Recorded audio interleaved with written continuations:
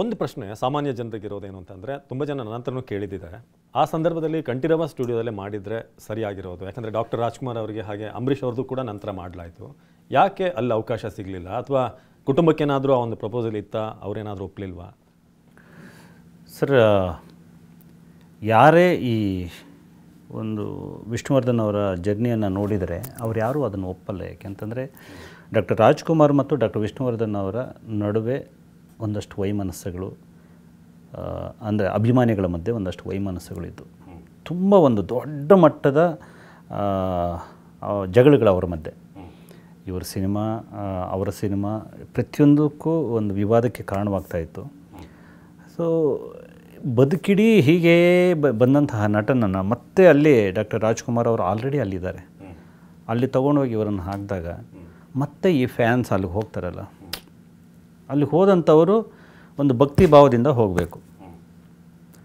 So ಯಾವುದೋ ಒಂದು ನೆಮ್ಮದಿ ಹುಡುಕಿ ಹೋಗಬೇಕು, ಒಂದು ಆರಾಧನಾ ಭಾವ ಇರಬೇಕು. ಅಂಥದ್ದು ಅಲ್ಲಿ ಹೋದಂಥವರು ಅಲ್ಲಿ ಯಾವುದೋ ಒಂದು ಒಬ್ಬ ಕಿಡಿಗಿಡಿ ಯಾರೋ ಮಾಡ್ತಾರೆ, ಎಲ್ಲ ಅಲ್ಲ, ಯಾರೋ ಒಬ್ಬ ಮಾಡ್ತಾನೆ.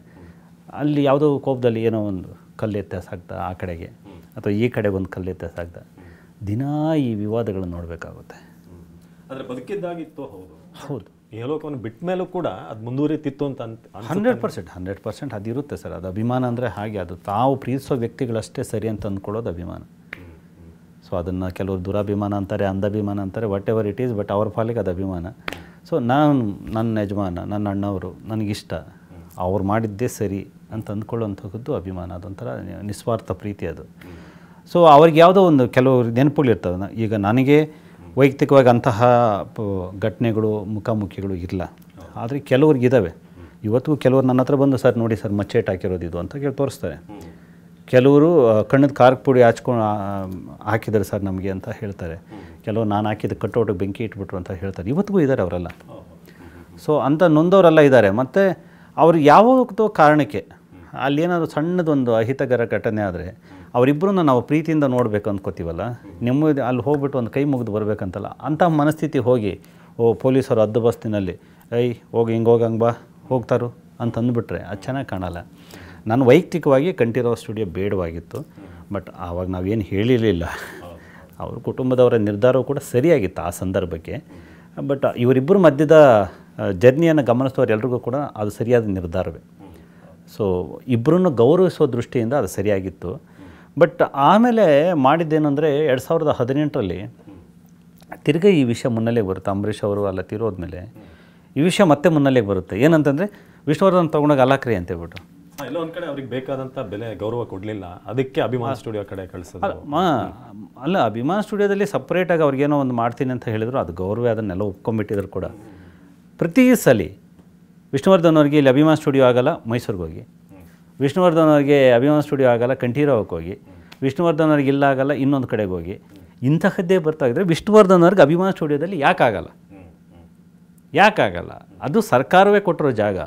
ಅದರಲ್ಲಿ 10 ಎಕರೆ ಮಾರಾಟ ಮಾಡ್ಕೊಂಡು ಲೇಔಟ್ ಮಾಡ್ಬೋದು ಅಂತಂದರೆ ಒಂದು 10,000 ಅಡಿಯಲ್ಲಿ ಸ್ಮಾರಕ ಯಾಕಾಗಲ್ಲ? ಪುಣ್ಯಭೂಮಿ ಯಾಕಾಗಲ್ಲ? ಯಾರು ಒಬ್ಬರು ಪ್ರಶ್ನೆ ಮಾಡಲಿಲ್ಲ. ಸೊ ಇದು ಅವಮಾನ ಅಲ್ವಾ? ಬದುಕಿದ್ದಾಗ ಮಾಡಿದ್ದಕ್ಕಿಂತ ಘೋರವಾದ ಅವಮಾನ ಈಗ ಮಾಡಿದ್ದು. ನೀವು ಪ್ರತಿ ಸಲ ಹೊರಗಡೆಗೆ ಹೋಗಬೇಕು ಅನ್ನೋದು ಬಿಟ್ಟು ಅಲ್ಲೇ ಯಾಕಾಗಬಾರ್ದು ಅಂತ ಒಬ್ಬರು ಯೋಚನೆ ಮಾಡಲಿಲ್ಲ. ಸೊ ಅಭಿಮಾನಿಗಳು ಮಾತ್ರ ಅದನ್ನು ಯೋಚನೆ ಮಾಡೋಕ್ಕೆ ಶುರು ಮಾಡಿದ್ರು, ಅಭಿಮಾನಿಗಳು ಮಾತ್ರ ಕೇಳೋಕ್ಕೆ ಶುರು ಮಾಡಿದರು, ನಮ್ಮ ಅಣ್ಣನಿಗೆ ಯಾಕೆ ಹಿಂಗೆ? ಸಹಜವಾಗಿ ಬರೋ ಪ್ರಶ್ನೆ ಅಲ್ವಾ? ಎಲ್ರಿಗೂ ಎಲ್ಲವೂ ಕೂಡ ನಾವು ಹೂವೆತ್ತದಷ್ಟು ಸಲೀಸಾಗ್ತಿದೆ, ಇವ್ರ ವಿಷಯದಲ್ಲಿ ಮಾತ್ರ ಯಾರು ಕಾಳಜಿ ತೋರ್ತಿಲ್ಲ? ಈ ಒಂದು ನೋವು ಅವರಿಗಿತ್ತು ಎಲ್ರಿಗೂ ಕೂಡ. ಸೊ ಅದರಿಂದ ಕಂಠೀರವ ಬೇರೆ ಕಡೆ ಇನ್ನೊಂದು ಕಡೆಗೆ ಅದೇನೇ ಮಾಡಿದರೂ ಕೂಡ ಅಲ್ಲಿ ಅಂತ್ಯ ಸಂಸ್ಕಾರಗೊಂಡ ಜಾಗದ ಬಗೆಗಿನ ಆ ಭಕ್ತಿ ಭಾವ, ಆ ಭಾವುಕತೆ ಬೇರೆ ಕಡೆಗೆ ಬರಲ್ಲ. ಅದು ಭಾವನಾತ್ಮಕವಾದ ಜಾಗ. ಅಲ್ಲಿ ಹೇಗೆ ನಾವು ಅದನ್ನು ಬಿಟ್ಕೊಡೋದು ಅಂತ ಹೇಳಿ ಅಭಿಮಾನಿಗಳೆಲ್ಲರೂ ಒಂದು ಕಡೆಗೆ ಕೂತು ಬಿಟ್ವಿ. ಸ್ವಲ್ಪ ಕುಟುಂಬ ಮತ್ತು ನಮ್ಮ ಮಧ್ಯೆ ವೈಮನಸ್ಸುಗಳು ಶುರುವಾಯಿತು. ಅದು ಬಿಟ್ಟರೆ ಇನ್ನು ಅದಕ್ಕೂ ಮುಂಚೆ ಎಲ್ಲವೂ ಚೆನ್ನಾಗಿತ್ತು. ನಮ್ಮ ಕಾರ್ಯಕ್ರಮಗಳಿಗೆ ಭಾರತಿ ಮೇಡಮ್ ಅವ್ರು ಬರ್ತಿದ್ರು, ಅನಿರುದ್ಧ್ ಸರ್ ಬರ್ತಿದ್ರು, ಮತ್ತು ಅವ್ರ ಜೊತೆಯಲ್ಲಿ ನಾನು ಕೂತು ಪ್ರೆಸ್ ಮೀಟ್ ಮಾಡ್ತಾಯಿದ್ವಿ. ಸೊ ಇದೆಲ್ಲ ಇತ್ತು. ಬಟ್ ಇದು ಅಭಿಮಾನ ಸ್ಟುಡಿಯೋದ ಜಾಗ ಆಗಲ್ಲ ಅಂತ ನಮ್ಗೆ ಗೊತ್ತು. ನೀವೆಲ್ಲರೂ ನಮ್ಮ ಜೊತೆಗೆ ಮೈಸೂರಿಗೆ ಬನ್ನಿ ಅಂತ ಅವ್ರು ಕರೆ ಕೊಟ್ಟರು. ನಾವು ಹೋಗಲಿಲ್ಲ, ಆದ್ದರಿಂದ ಅವ್ರ ಕುಟುಂಬಕ್ಕೆ ಅದು ಬೇಜಾರಾಯಿತು. ಕುಟುಂಬದ ಮಾತನ್ನು ಕೇಳದೇ ಇರೋರು ನೀವು ಯಾವ ಅಭಿಮಾನಿಗಳು. ಸೊ ನಾವು ಅಭಿಮಾನ ಅನ್ನುವಂಥದ್ದು ಒಂದು ಭಾವುಕತೆ. ಅದು ಯಜಮಾನರು ಅಲ್ಲಿದ್ದಾರೆ ಅಂತ ನಂಬಿಟ್ಟಿದ್ದಾರೆ. ಇವತ್ತಿಗೂ ಅಲ್ಲಿಗೆ ಹೋದರೆ ತುಂಬ ಜನ ಹರಕೆಗಳನ್ನು ಕಟ್ಕೊಬರ್ತಾರೆ. ನನಗೆ ಇಂಥ ಕಷ್ಟ ಪರಿಹಾರ ಆದರೆ ಹೀಗೆ ಮಾಡ್ತೀನಿ ಅಂತ, ನನಗೆ ಮಕ್ಕಳಾಗಬೇಕು ಅಂತ, ಮದುವೆ ಆಗಬೇಕು ಅಂತ, ಅಭಿಮಾನ್ ಸ್ಟುಡಿಯೋ ಅಮ್ಮನ ಕಾಯಿಲೆ ವಾಸಿಯಾಗಲಿ ಅಂತ. ಸೊ ಈ ಥರದ್ದೆಲ್ಲ ಇದೆಲ್ಲ ನಾನು ಸ್ವತಃ ನೋಡೋಂತಹ ವಿಷಯಗಳು. ತುಂಬ ಜನ ಹರಕೆ ಕಟ್ಕೋತಾರೆ. ಇನ್ನು ಕೆಲವು ಜನ ಶಪಥ ಮಾಡ್ತಾರೆ, ನನ್ನ ಬದುಕು ಮುಂದಿನ ವರ್ಷಕ್ಕೆ ಹೀಗಿರುತ್ತೆ ಅಪ್ಪಾಜಿ ನಿಮ್ಮ ಮೇಲೆ ಆಣೆ ಅಂತ ಬಿಟ್ಟು ಶಪಥ ಮಾಡ್ತಾರೆ. ಮತ್ತು ಸೆಪ್ಟೆಂಬರ್ 18 ಮತ್ತು ಡಿಸೆಂಬರ್ 30ಕ್ಕೆ ಕನಿಷ್ಠ ಏನೂ ಇಲ್ಲ ಅಂತಂದರೂ ಕೂಡ ಒಂದು 25,000 ಜನ ಬರ್ತಾರೆ. ಮತ್ತು ನಾವು ಅದೇ ಜಾಗದಲ್ಲಿ ಕಟೌಟ್ ಜಾತ್ರೆ ಅಂತ ಒಂದು 3-4 ವರ್ಷದಿಂದ ಮಾಡಿದಾಗ 2.25 ಲಕ್ಷ ಜನ. ಅದು Guinness book record, India book of ರೆಕಾರ್ಡ್ಸಲ್ಲಿ ರೆಕಾರ್ಡ್ ಕೂಡ ಆಗಿದೆ. 2.25 ಲಕ್ಷ ಜನ ಅಷ್ಟು ಪ್ರೀತಿಸ್ತಾರೆ. ಒಬ್ಬ ನಟನಿಗೆ ಅವ್ರ ಸಿನಿಮಾಗಳು ಬರ್ತಾ ಇಲ್ಲ, ಅವ್ರ ಮನೆಯಲ್ಲಿ ಸೂಪರ್ ಸ್ಟಾರ್ಗಳು ಹುಟ್ಟಿಲ್ಲ, ಮತ್ತು ವಾರಸುದಾರಿಕೆ ಅಂತ ಹೇಳಿಬಿಟ್ಟು ಗಂಡು ಮಕ್ಕಳು ಇದ್ದಾರೆ ಅಂತ ಅನ್ನೋಂತಹ ಭರವಸೆ ಇಲ್ಲ, ಮತ್ತು ಅವರ ಹೆಸರನ್ನು ಕೊಂಡಾಡುವಂತಹ ವರ್ಗ ಎಲ್ಲ ವಿಧಾನಸೌಧದಲ್ಲೋ ಚಿತ್ರರಂಗದಲ್ಲೋ ಅಲ್ಲೂ ಇಲ್ಲ. ಆದರೂ ಇಷ್ಟು ನಿರ್ವಾಜ್ಯ ಪ್ರೀತಿಯಿಂದ 15 ವರ್ಷ ಆದರೂ 2 ಲಕ್ಷ ಜನ ಸೇರ್ತಾರೆ ಅಂತಂದರೆ ಇದು ಅಮೇಝಿಂಗ್ ಅಂತ ಅನಿಸುತ್ತೆ. ಒಂದು ಆರ್ಗ್ಯಾನಿಕ್ ಫ್ಯಾನ್ ಬೇಸು. ಅವ್ರ ಬಗ್ಗೆ ಅವ್ರನ್ನ ಎಷ್ಟೇ ದೂರ ಮಾಡುವಂತಹ ಪ್ರಯತ್ನಗಳಾದರೂ, ಅವರ ಕಲಾ ಸೇವೆಯನ್ನು ಎಷ್ಟೇ ನೀವು ಉಪೇಕ್ಷೆ ಮಾಡುವಂತಹ ಒಂದು ಏನೂ ಇಲ್ಲ ಬಿಡು ಅಂತ ಹೇಳುವಂಥ ಪ್ರಯತ್ನಗಳಾದರೂ, ಅಭಿಮಾನಿಗಳ ಮಟ್ಟದಲ್ಲಿ ಮಾತ್ರ ಅವ್ರ ಬಗೆಗಿರೋ ಪ್ರೀತಿ ಒಂದು ಇಂಚು ಕಡಿಮೆ ಆಗಿಲ್ಲ.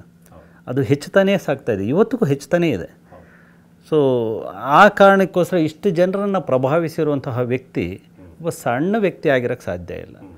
ಸೊ ಆತ ಈ ಮಣ್ಣಿನ ಒಂದು ಧೀಶಕ್ತಿ, ಈ ಮಣ್ಣಿನ ಒಬ್ಬ ಅಭಿಜಾತ ಕಲಾವಿದ, ಈ ಮಣ್ಣಿನ ಮಹಾನ್ ಸಾಧಕ. ಸೊ ಆದ್ದರಿಂದ ಆತನ ಹೆಸರಲ್ಲಿ ಇಲ್ಲಿ ಬೆಂಗಳೂರಲ್ಲಿ ಒಂದು ದರ್ಶನ ಕೇಂದ್ರ, ಒಂದು ಪುಣ್ಯಭೂಮಿ ಇರಲಿ ಅನ್ನೋಂಥದ್ದು. ಸೊ ಅದೆಲ್ಲರೂ ಅಭಿಮಾನಿಗಳ ಒಂದು ಒತ್ತಾಸೆ ಆಗಿತ್ತು.